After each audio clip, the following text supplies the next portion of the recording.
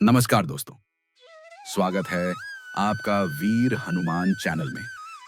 एक ऐसा मंच जहां भक्ति है, शक्ति है और सनातन कथाओं का अद्भुत संसार है। जहां मिलती हैं आपको भक्ति, आस्था और दिव्यता से भरी कहानियां। तो चलिए शुरू करते हैं आज की कथा। महाभारत का हर एक प्रसंग मानव जीवन की गहराइयों को छूता है, लेकिन उन सब में एक प्रसंग ऐसा है जो आज भी लोगों के मन को झकझोर देता है। वो है द्रौपदी का चीरहरण।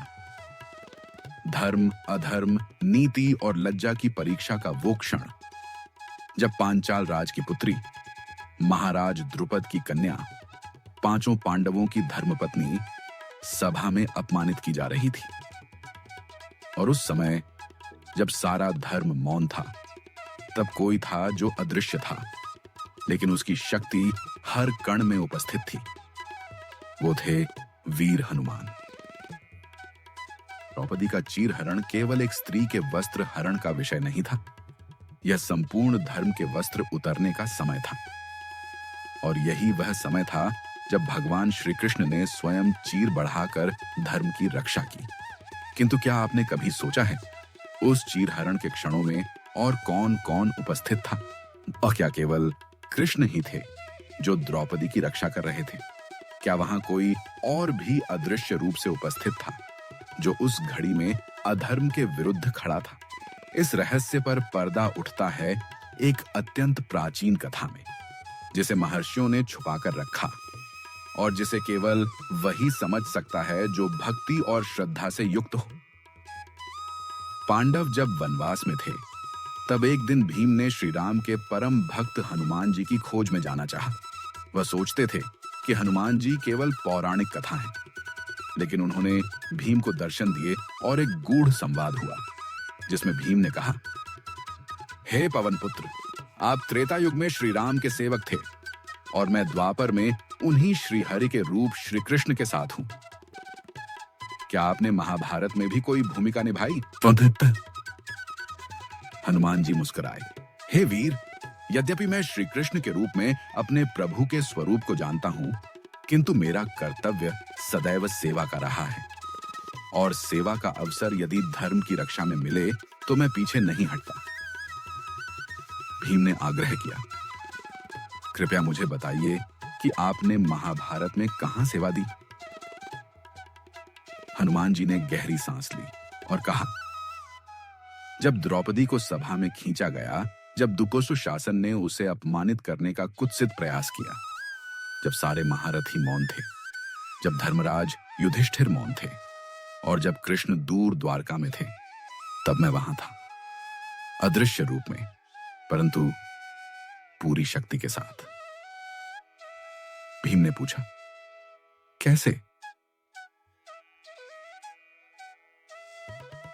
हनुमान जी बोले, उस समय द्रौपदी की पुकार केवल कृष्ण के लिए नहीं थी। वह एक पुकार थी उन सभी शक्तियों के लिए जो धर्म के रक्षक हैं।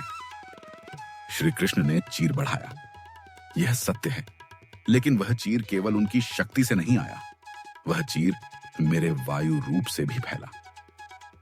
जब दुशासन खींचता रहा, तब मेरी वायु उस चीर में समाई रही।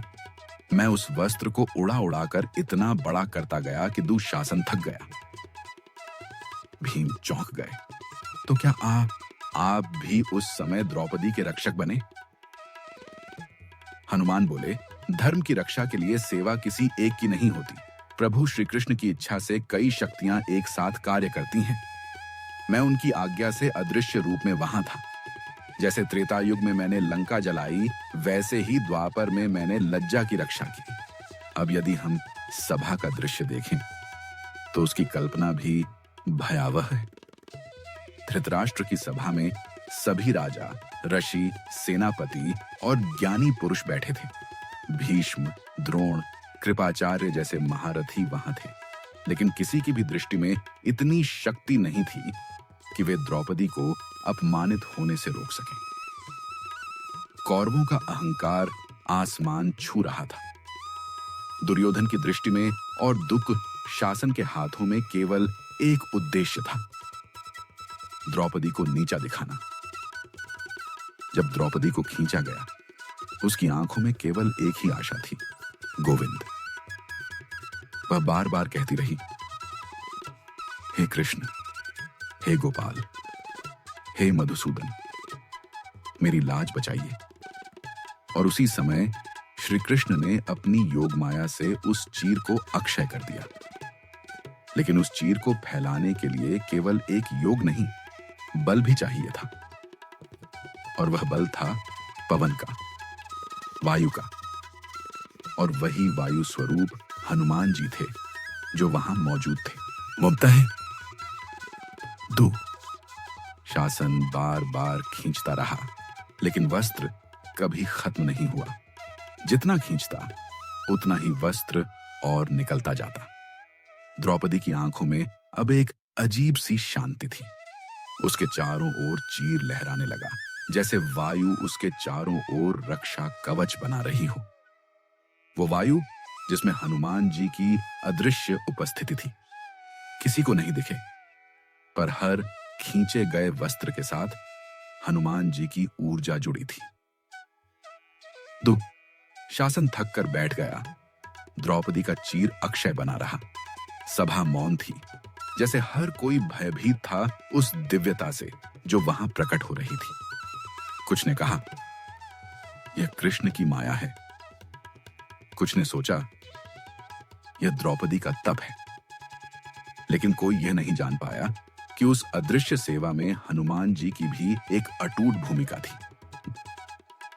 उसके बाद जब द्रौपदी ने शपथ ली कि जब तक कौरवों के केश रक्त में नहीं धोए जाएंगे, वह अपने बाल नहीं बांधेगी, तब हनुमान जी ने मन में कहा, हे देवी, अब यह धर्म युद्ध निश्चित है, और जब यह युद्ध होगा तब मैं भी अपनी उपस्थिति दूंगा।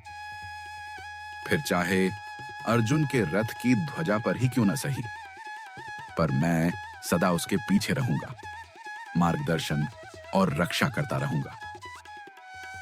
महाभारत के युद्ध में हनुमान जी अर्जुन के रथ की ध्वजा पर विराजमान रहे। लेकिन उनका सबसे पहला योगदान उसी दिन हुआ था जब द्रौपदी की लाज संकट में थी। यह वही दिन था जब धर्म ने अधर्म को चेतावनी दी थी कि समय आएगा और न्याय होगा। द्रौपदी को यह आभास था कि उसे कोई अदृश्य शक्ति बचा रही है। वह बार बार श्री कृष्ण को धन्यवाद देती, लेकिन उसके मन में यह भी प्रश्न रहता कि कैसे संभव हुआ यह चमत्कार। वनवास के दौरान जब हनुमान जी की महिमा पांडवों को पता चली, तब द्रौपदी ने भी ध्यान किया और उन्हें धन्यवाद दिया। कहा जाता है कि एक रात्रि को हनुमान जी स्वप्न में द्रौपदी को दर्शन देकर बोले, हे देवी, यह मेरा कर्तव्य था। आप केवल कृष्ण की नहीं, धर्म की प्रतीक हैं। आपकी रक्षा करना मेरा धर्म था। मैं वहां था, क्योंकि जहां स्त्री का अपमान होता है, वहां साक्षात भगवान की अवमानना होती है। हनुमान जी की यह सेवा न किसी ग्रंथ में विस्तार से लिखी गई, न ही किसी सभा ने स्वीकार की, क्योंकि वह सेवा मौन थी, अदृश्य थी, लेकिन वह सच्ची थी। और यही तो उनकी विशेषता है। जहां भी धर्म संकट में होता है, हनुमान जी अदृश्य रूप से वहां उपस्थित रहते हैं। मुस्लिम महाभारत का यह प्रसंग हमें सिखाता है कि भले ही कोई दृश्य रूप से ना हो, लेकिन ईश्वर के सेवक सदा हमारे साथ होते हैं, अदृश्य रूप में। जैसे हनुमान जी, जो कभी अपना यश नहीं चाहते, लेकिन जब भी आवश्यकता पड़ी है, उन्होंने धर्म की रक्षा की है। आज भी जब कोई नारी अपमानित होती है, तो कहीं ना कहीं वह पुकार उसी गोविंद को करती है, उसी वायु देवता को पुकारती है जो उसकी रक्षा करे। और संभव है कि आज भी कोई अदृश्य शक्ति चीर बढ़ा रही हो, कोई वायु रूप में कवच बन रही हो, कोई हनुमान सरीखा सेवक अपनी उपस्थिति दे रहा हो, ताकि अधर्म पर धर्म की जीत हो। हनुमान जी केवल बल का प्रतीक नहीं, वे सेवा और समर्पण के स्वरूप हैं। उनकी चुपचाप दी गई सेवा हमें यह सिखाती है कि भले ही तुम्हारा नाम कोई न जाने, लेकिन यदि सेवा सच्ची है तो वह सदा याद की जाएगी। जैसे द्रौपदी की चीर की लहरों में समाई रही वह वायु जिसे किसी ने देखा नहीं, पर जिसने धर्म की लाज रखी। हनुमान जी की यह अदृश्य उपस्थिति इस बात की पुष्टि है कि जब भी धर्म संकट में होगा, वह किसी न किसी रूप में अवश्य प्रकट होंगे। उनका कार्य शोर मचाना नहीं, धर्म की रक्षा करना है, चुपचाप, निस्वार्थ और संपूर्ण समर्पण से। अगर आपको यह कथा भावुक और प्रेरणादायक लगी हो तो वीर हनुमान चैनल को सब्सक्राइब जरूर करें। वीडियो को अपने मित्रों और परिवार के साथ शेयर करें और कमेंट में लिखना न भूलें। जय बजरंग बली। फिर मिलेंगे एक और भक्तिमय कथा के साथ। जय हनुमान, जय बजरंग बली।